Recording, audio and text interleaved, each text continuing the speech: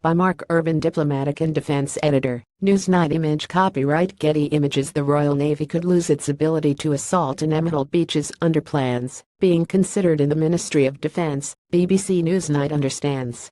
Two specialist landing ships, HMS Albion and Bulwark, would be taken out of service under the proposals.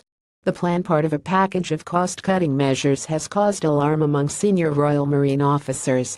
The Mott told the BBC that no decisions have been made yet, and that discussion of options was pure speculation.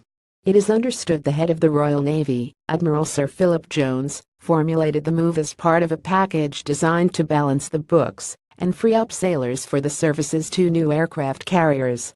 Critics say the proposal would deprive the Royal Marines of their core mission. Among other cuts envisaged are a reduction of 1,000 to the strength of the Royal Marines, the early retirement of 2 minihunting vessels and 1 survey vessel. Image copyright Getty Images. A senior Royal Marine officer blamed the introduction of the new carriers for exacerbating the senior service's financial and manning problems.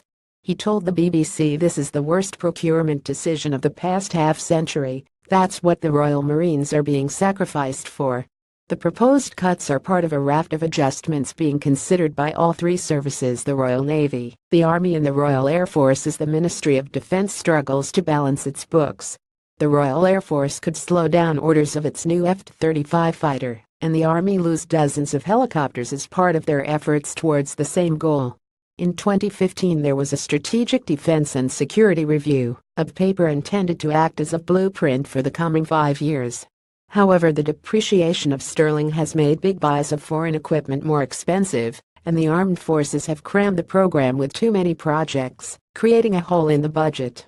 The government announced additional work to review national security capabilities in July, a review by stealth under the leadership of its National Security Advisor Mark Sedwill. The proposed cuts to the Royal Navy have been put forward as part of this exercise. Under the 1997 Defence Review, a group of ships was created to improve the UK's ability to land its commando brigade, even in the face of opposition.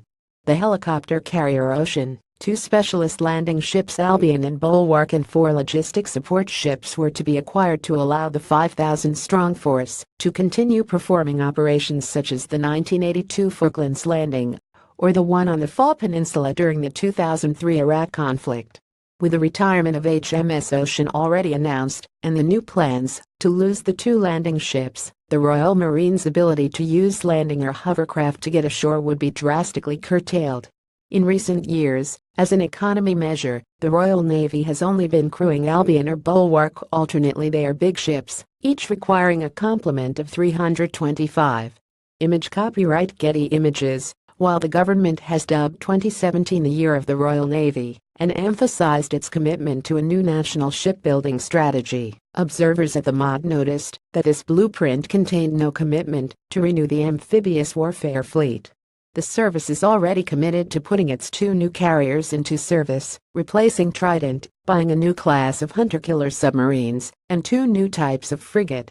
"The Royal Navy has got us into this mess," said a senior Mott figure, referring to the department's budgetary black hole, "so it's up to them to take the pain necessary to get us out of it." With budgetary responsibility devolved to service chiefs, it fell to the head of the Navy, Admiral Sir Philip Jones, to come up with proposals for how he could run the fleet within the financial and personnel limits he has been set. Watch Mark Urban's report on BBC Newsnight at 22:30 on BBC Two, or catch up afterwards on iPlayer.